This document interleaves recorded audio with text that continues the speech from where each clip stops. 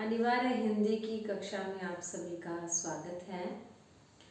अनिवार्य हिंदी यानी general Hindi paper जो है वो BA first year, BCom first year, BSc first year और पीसीए फर्स्ट ईयर सभी के लिए सामान्य है। ये पेपर सभी को ये पेपर करना होता है।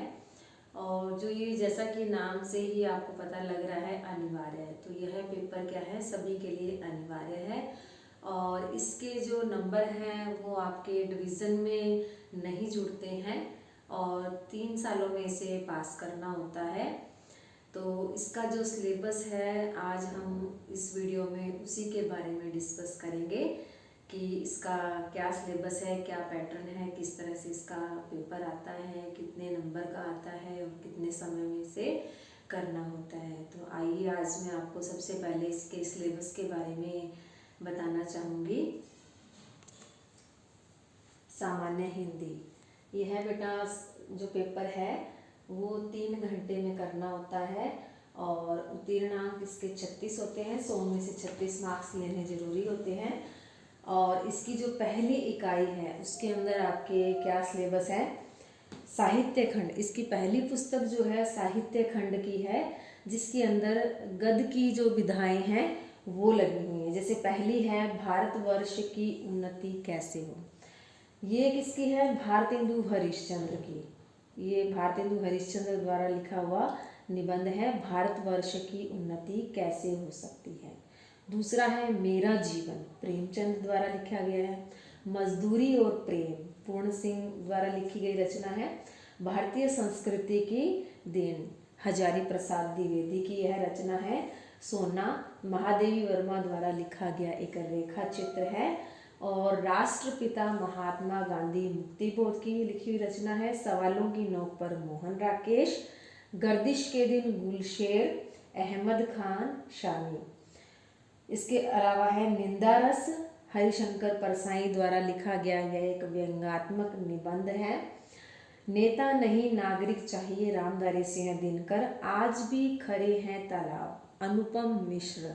ये 11 रचनाएं जो हैं आपके साहित्य खंड के गद्य भाग में संकलित है। ठीक है, ये 11 रचनाएं गद्य भाग के अंतर्गत आती हैं जो आपके सिलेबस में लगी हुई है। ये आपकी पहली इकाई है पूरी, इसमें 11 है ये निबंध। उसके बाद है इकाई 2, इसके अंदर क्या है, आपके पद की रचनाएं लगती है। आपको पता ही है हिंदी साहित्य में गद्य और पद्य ये 2 विधाएं हैं। तो गद्य भाग के हमने पढ़ लिया। पद्य भाग के अंदर आपके जो है इकाई 2 के अंतर्गत अयोध्या सिंह उपाध्याय की कविता लगती है करमवीर।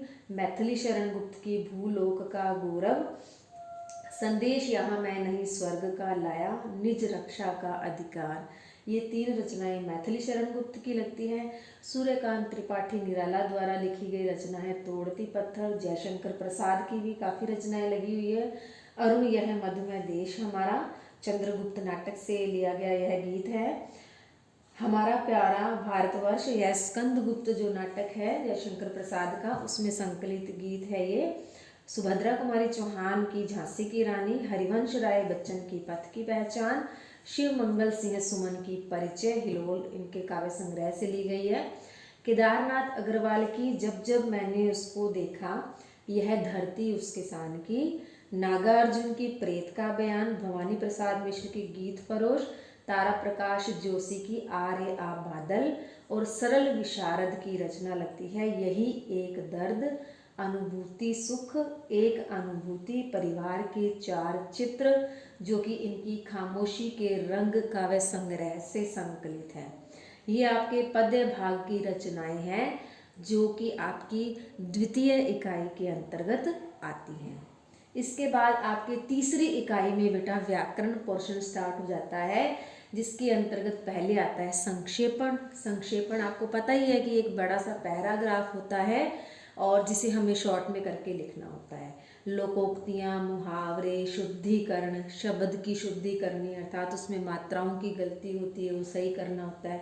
वाक्य शुद्धि में वाक्य को भी आगे पीछे लिखा जाता है, उसको आपको सही करना होता है। तो ये चीज़ें आपके तीसरी इकाई के अंतर्गत आती हैं। इकाई चौथी के अंतर्गत आपके आ जाएंगे परिभाषित शब्द, जिसमें आप अंग्रेजी के वर्ड होते हैं उनको हिंदी में रूपांतरित करना होता है। शब्द युगम, दो शब्द एक जैसे होते हैं और आपको उनमें अंतर बताना होता है।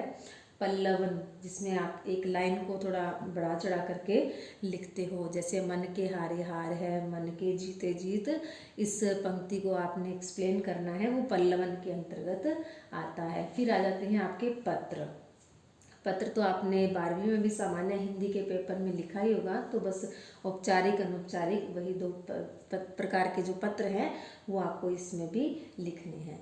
5वीं इकाई के अंतर्गत आपके निबंध आ जाता है, जिसमें किसी भी 5 विषयों पर निबंध पूछे जा सकते हैं, जिसमें से आपको कोई एक करना होता है।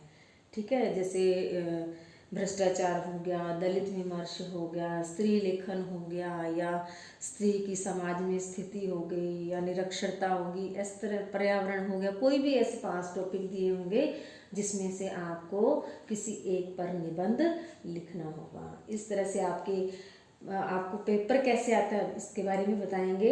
प्रश्न पत्र इकाइयों में विभक्त होती हैं आपकी ये जो पेपर है, सारा का सारा सिलेबस जो है यह भी 1, 2, 3, 4, 5 इकाइयों में बटा होता है, और प्रत्येक इकाई से आपके व्याख्यात्मक और आलोचनात्मक प्रश्न पूछे जाते हैं। ठीक है, और प्रत्येक इकाई से व्याख्यात्मक आलोचनात्मक प्रश्नों को निरंतर क्रम से पूछा जाता है, मतलब वो एक सीरियल में ही आता है। जैसे मैंने आपका सिलेबस, जैसे इकाई 1, इकाई 2, उसी तरह से आपका पेपर भी पहली इकाई का पहली इकाई से पूछा जाएगा, दूसरी इकाई का दूसरी इकाई से पूछा जाएगा। पाठ्यक्रम में कुछ न कुछ बदलाव होता रहता है, अतः परीक्षक पूर्ववर्ती प्रश्न पत्र को प्रमाण न माने, अर्थात ये तो हमारे लिए बताई गई है इसमें निर्देश।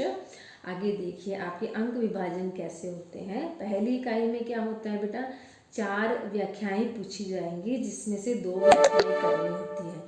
ये 4 व्याख्याएं आपके उन निबंधों में से आएगी जो मैंने पहली इकाई में आपको निबंध बताए थे। ठीक है, और ब भाग के अंदर क्या है, 4 ही आलोचनात्मक इनके प्रश्न पूछे जाते हैं, जिनमें से 2 करने हैं। इकाई 2 में हमने पद पढ़े हैं, भी पद रचनाएं आती हैं, जैसे कर्मवीर कविता थी।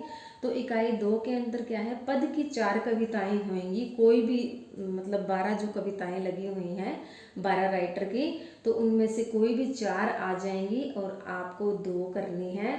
इसी तरह उन्हीं के ही 4 प्रश्न पूछे जाएंगे और आपको 2 करने हैं, जो कि आपके नंबर बताए जा रहे हैं इसमें कि 7 नंबर का प्रश्न होगा एक, तो 2 प्रश्न हो गए 14 नंबर की। व्याख्याएं भी 6 नंबर की हैं और 2 करनी है, तो 12 अंक की हो जाएंगी। इकाई 3 में जैसे मैंने आपको बताया था कि संक्षेपण, लोकोक्ति, मुहावरे, शब्द शुद्धि, वाक्य शुद्धि, तो ये इनके अंक बताए गए हैं कि संक्षेपण 5 मार्क्स का आएगा, लोकोक्ति मुहावरे 5 नंबर की, शुद्धिकरण जैसे शब्द शुद्धि, वाक्य शुद्धि, ये दोनों ही 5-5 नंबर के अलग अलग से आएंगे। इकाई 4 के अंदर परिभाषित शब्द 4 अंक का, शब्द युगम भी 4 अंक का, पल्लवन, पत्र, ये दोनों 5-5 नंबर के आते हैं। इकाई 5 के अंदर मैंने आपको बताया था कि किसी 5 निबंध दिए जाएंगे, आपको कोई एक ही करना है, तो उन एक निबंध का कितने अंक का होगा, वो 10 नंबर का होगा। तो इस तरह से आपका पेपर आएगा। तो इस तरह से आपको पता लग ही गया होगा कि अनिवार्य हिंदी में क्या सिलेबस है और किस तरह से पेपर आता है। धन्यवाद।